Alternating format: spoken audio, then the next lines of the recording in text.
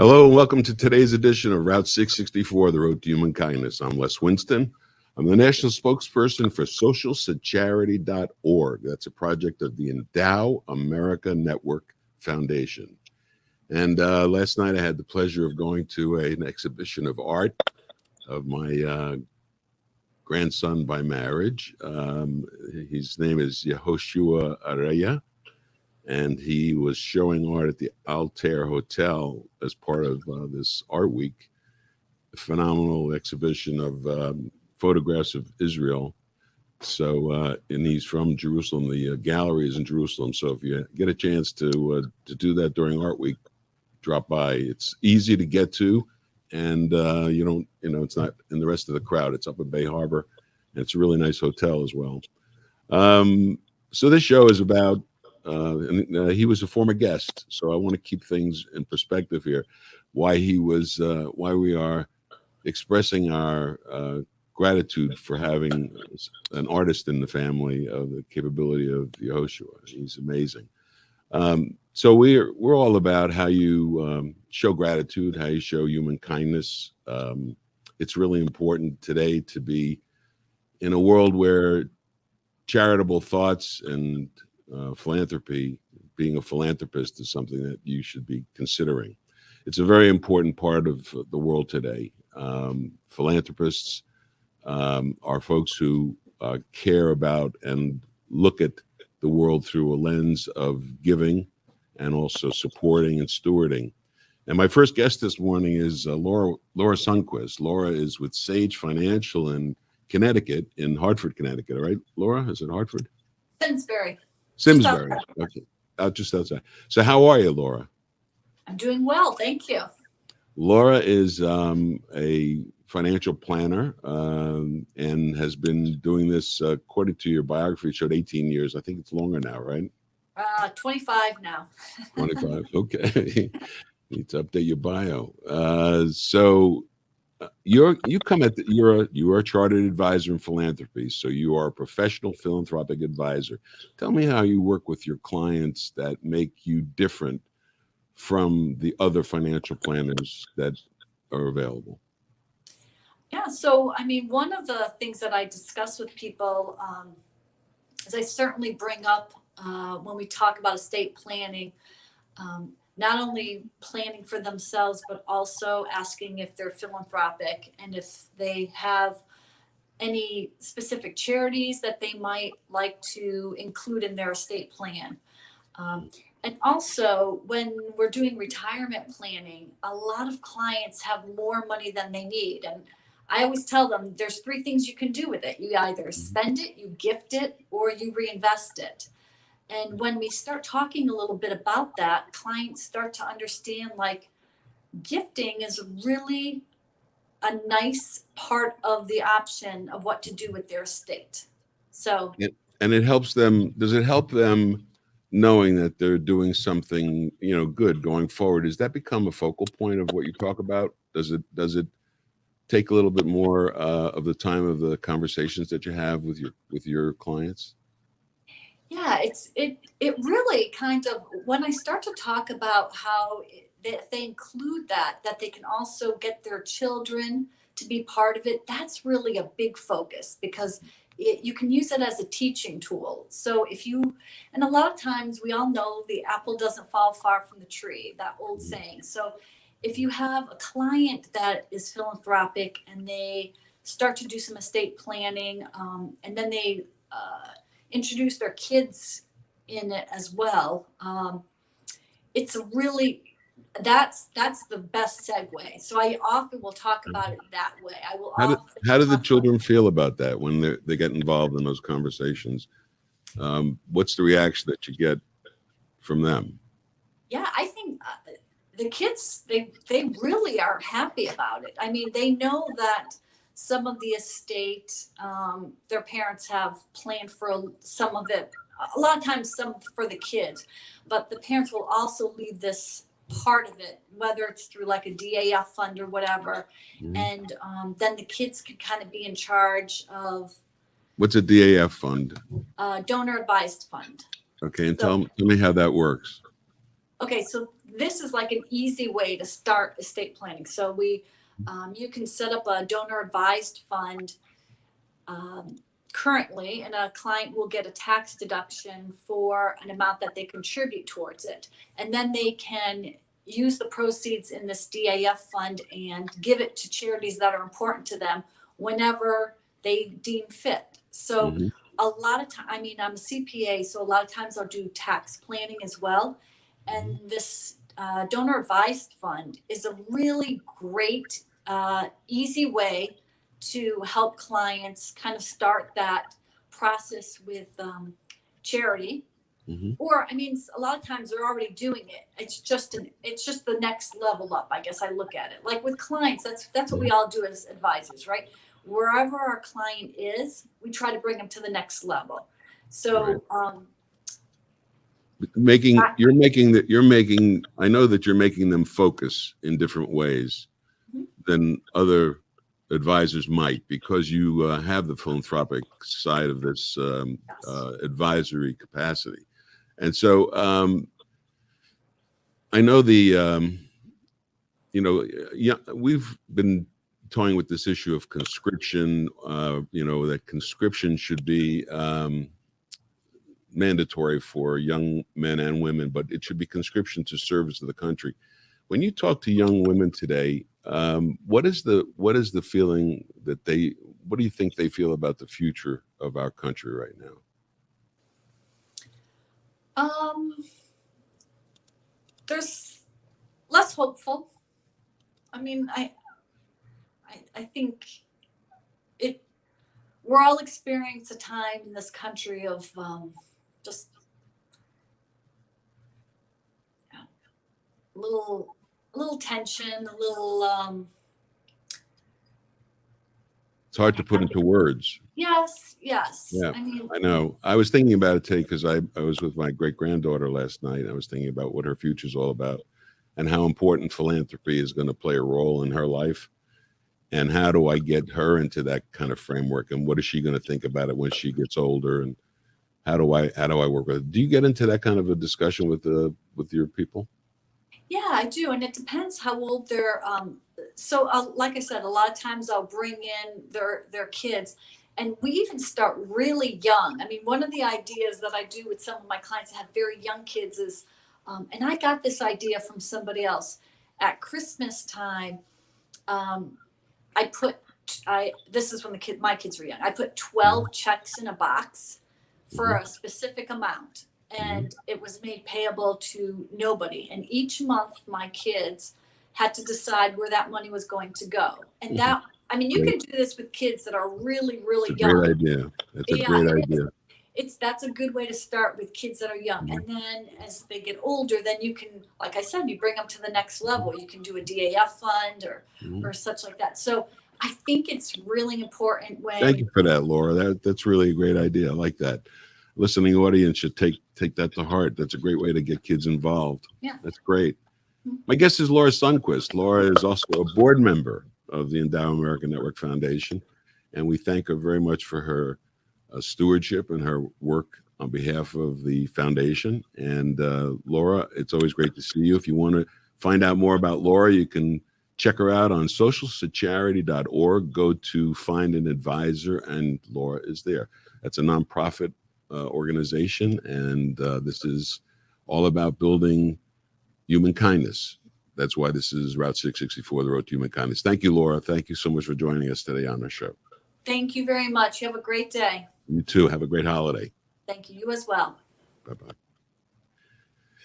So I get an opportunity to speak to these phenomenal people all over the country, and they are the planners of the future. My next guest is John Warnick. I had the pleasure of interviewing him yesterday afternoon, and John is the founder of the Purposeful Planning Institute, and he's a fellow of the American College of Trust and Estate Council, and he's an author of the Purposeful Trust and Legacies Handbook.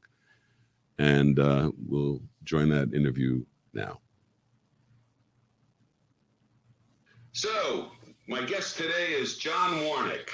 John is a very good friend and when I say good friend, a good professional philanthropic advisor friend who I've known for many years. In fact, he was responsible for raising a lot of money when he decided to shave off his whiskers. I remember that well, John. That was really nice of you. Thank you. We raised a lot of money with that. John Warnick is very involved with the education of advisors, and you're holding on a regular basis. You hold your symposiums. Can you tell me a little bit about that and why advisors should become familiar with what you're doing and how they can get involved with your teaching? Well, thank you, Les, for asking. Yeah, it's not just me. There's almost 20 what we call deans, fellows, and laureates of the Purposeful Planning Institute.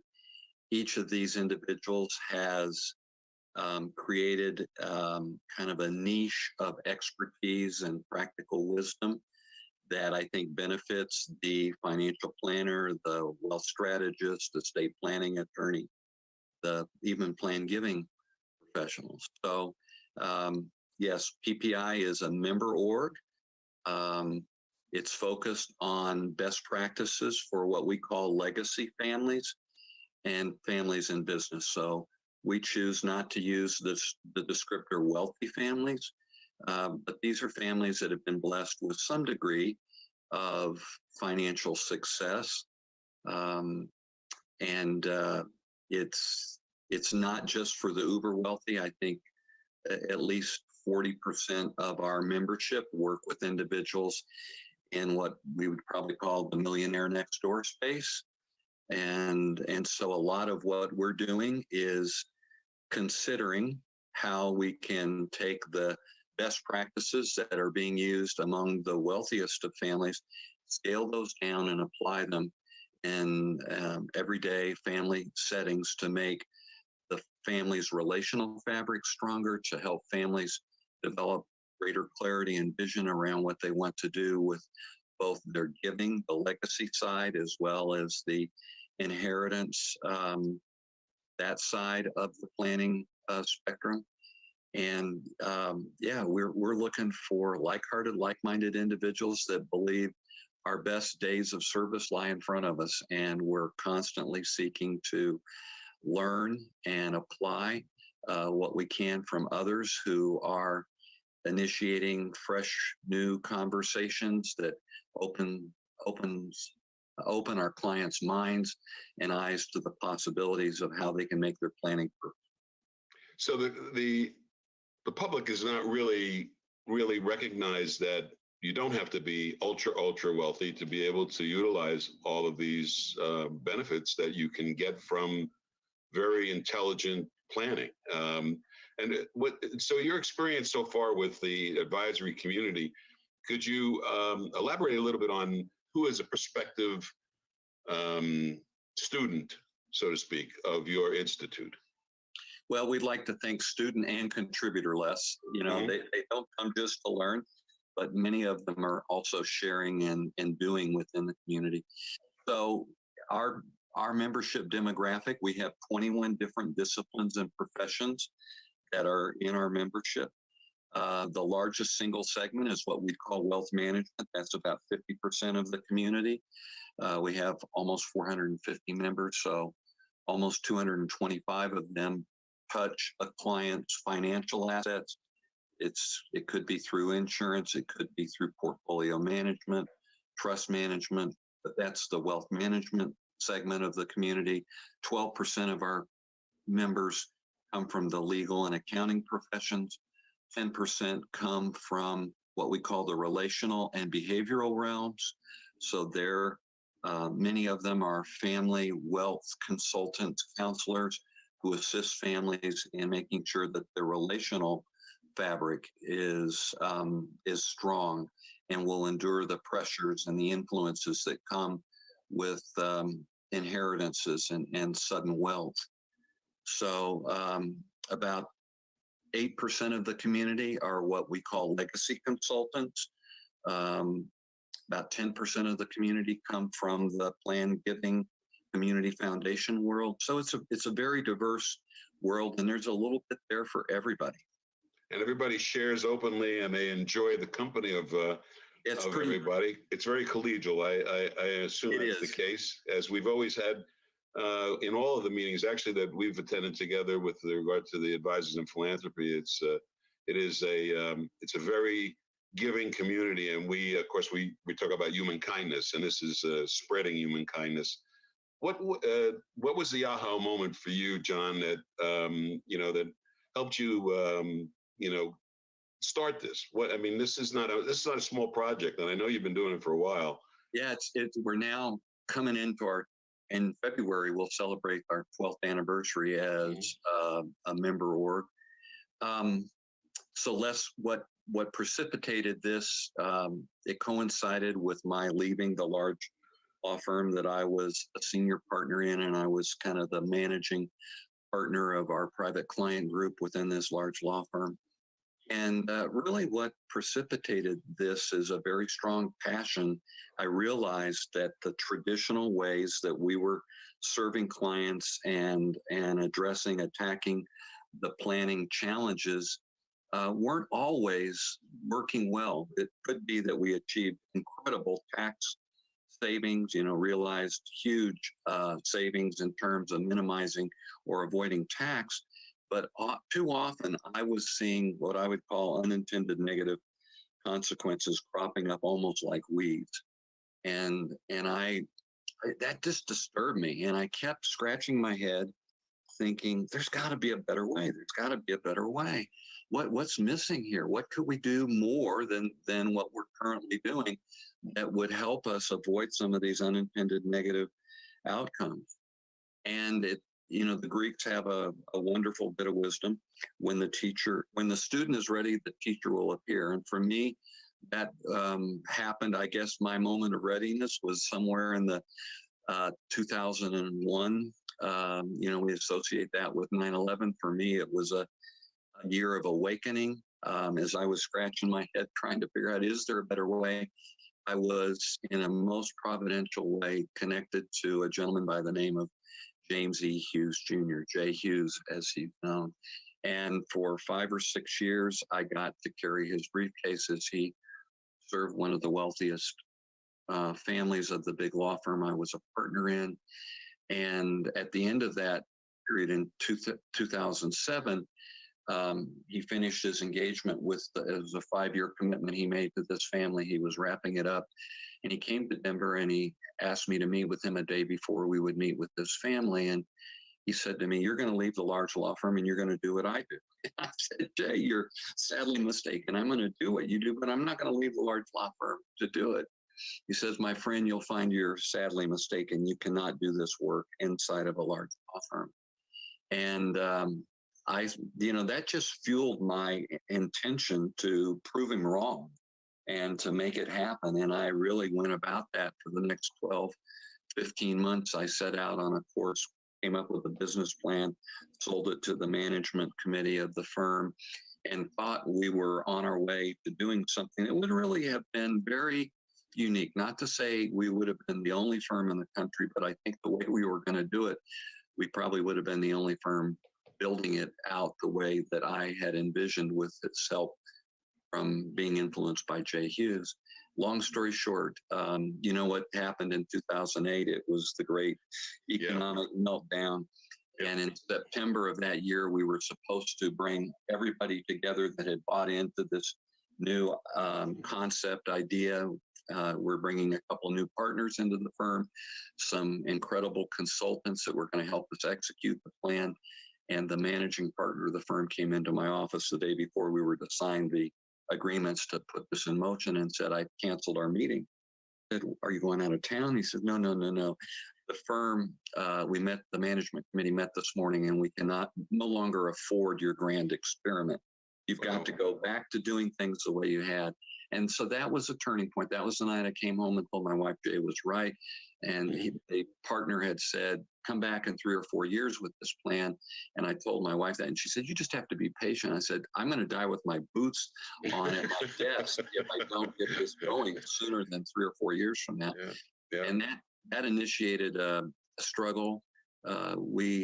it led to very positive outcomes. We eventually figured out, okay, he would get behind me and support me and help me figure out how to do it. And within a year, I had left the law firm and started PPI. And the intention behind it was, just as Jay Hughes had for 5 or 6 years been a mentor and a guide and a teacher, I wanted to make that possibility open. I wanted to bring the Jay Hugheses of the world into conversation with friends and colleagues that appreciated the need for kind of busting through the traditional ways that we were doing planning. And that's how PPI got started. Yeah, well, you're a maverick like me. And, you know, when I talk about social charity and I talk about human kindness and I talk about endowing America, and people look at me like, you know, you're from Mars. The point of the matter is that you only get things done when somebody is willing to take up the mantle of something that's new and exciting and something that is very worthwhile to everybody. I mean, changing the world is not easy, and I think that you're a world changer. And one of the reasons why I enjoy your your collegial companionship is just from that perspective. I think that your leadership in this community and this type of work with professional people, making them into professional philanthropic advisors. Do you agree with that term, the professional philanthropic advisor? You think that's a legitimate term? I do think it's a legitimate term, and we both are aware of the CAP program. Mm-hmm. I think that if there is no other single development, there's lots of things that have contributed to the development of the space of the philanthropic professional advisor consultant, but the CAP program has had such a tremendous influence. And Les, I appreciate the love fest, and I'm going to turn it around and reflect it back at you. I just want to tell everybody, Les Winston has had a profound influence. His energy, his positivity is absolutely infectious when it comes to the possibility of making this world a better place to live in, to serve within. And Les, I'm so grateful for everything that you've done and for everything that you're doing. Keep it up, big guy. You're making me cry. No, I appreciate, when you reflect on the time that's passed, because I did a very brief kind of overview of where this started and how long ago this actually started. And this goes back, I remember having that large circle gathering at one of the conferences that was being run by Phil Kubetta. And the objective at that time was everybody take a white sheet of paper and a marker and take several sheets of paper if you need them and just write the most bizarre, outlandish idea that you can think of, And at that time, I remember I wrote, replace Social Security with charitable trusts. And from that time, which is probably it was after 2001, but from that time till now, everything has kind of been, you have to focus on what it is you're trying to accomplish, and you can't be afraid of the big picture. So that's what we're doing. We want to endow America by getting people to understand how to use the sections of the code that are available and how to actually work with professional philanthropic advisors. So you're a guy that makes a lot of professional philanthropic advisors possible. And I appreciate that tremendously. I think that that's extremely valuable to the country. And I think that we're talking to the most valuable advisors in the country because we're going to be able to change things from where we are now. Listen, your background, you are an attorney. You're obviously very much involved in the philanthropic planning side. How successful would you say your institute has been in converting advisors to actually open the conversations with the thought in mind that they may be talking to a philanthropist? Not as successful as I would like us to be, but I think we are making a difference. I would just emphasize, as I think about what's happened over the last, let's say 15 to 20 years, you know, there clearly was something special going on around the turn of the century in terms of a lot of energy and new thinking and new possibilities emerging. I don't attribute it to the change of century, but I just think it was a real phenomenon that you and I both were witnesses to and have been a part of. But I'd like to say to anyone listening to this conversation that every one of us has the potential to be a pioneer in this space. And what I mean by pioneer, I'll remember one of my mentors said, "You know what a pioneer is?" And I said, "Well, tell me." And he says, it's the one with the arrows in their backs. And I do, and you chuckle at that, but you know what I mean. No, I know exactly what you mean. I think that we all can be pioneers in the sense that we can be taking some arrows in our backs because we're going to be courageous and brave and bold and step out and initiate conversations with clients in a more meaningful way. That if there is one thing that we have really done well at PPI, it's helping our members understand the importance of the whys behind our clients' planning. We race, unfortunately, we're trained professionally, and sometimes we're in circumstances, and as far as employment or associations go, where we have to race to get results. But when we can slow it down and ask very, very, put the clients in a very reflective state of mind and really begin to explore the whys. And I think you said something a little bit earlier that just touched and started. I think that clients, not just the advisors, but clients are almost uniformly guilty of wearing blinders when they come into the planning playground or battlefield, whatever you want to term it as. Right. They don't see less what all the possibilities are, and I think that's one of the greatest services that we as philanthropic professional advisors can offer is to help them take those blinders off and to see, as Phil was suggesting with that blank sheet of paper, that there's lots of audacious opportunities and possibilities open to them and to us, and nothing is too big or too small if it comes from their hearts and is a product of their reflection and their vision around the impact that they want to have. So that's the reflection of years of service to this cause, and I really appreciate it, John. Appreciate your being with me today on Route 664, the road to human kindness. What when you reflect back on it, what was the moment that gave you the most satisfaction recently in the work that you're doing?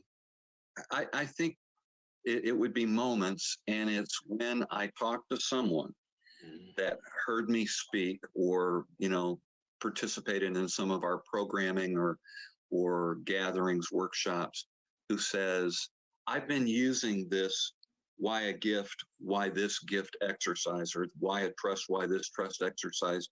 That is so incredibly such a payback to me to hear that they haven't just listened, but they're now beginning to work with these exercises and create the opportunity for their clients to be stimulated by the questions within these exercises.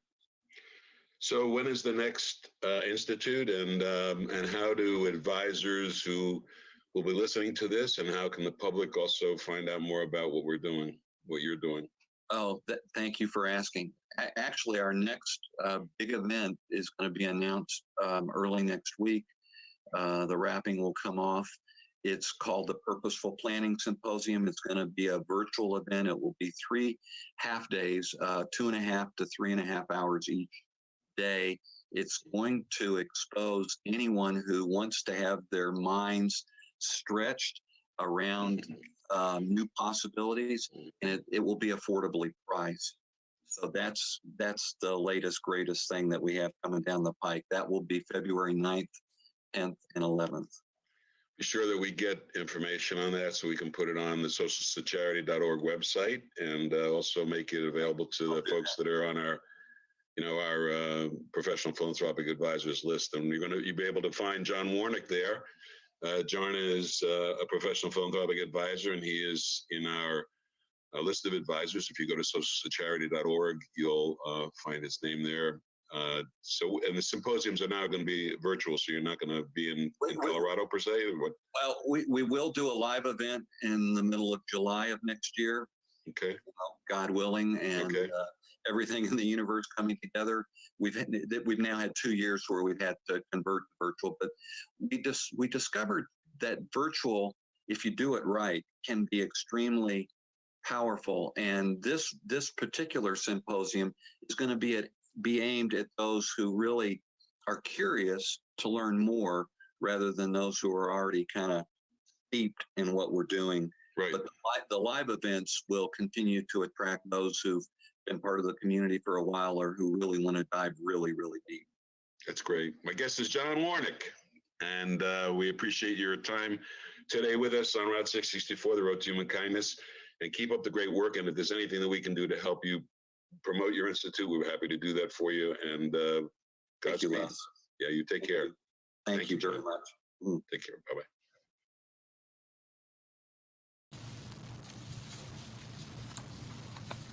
So I guess I'm coming up again. Here I am. Hi. That was John Warnick, and guest earlier was Laura Sundquist, Sundquist,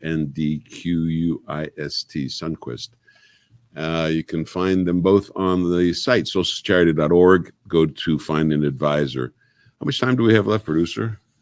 Yeah, 30 more minutes. Got 30 more minutes? 31 minutes. Oh, 31 minutes of the segment.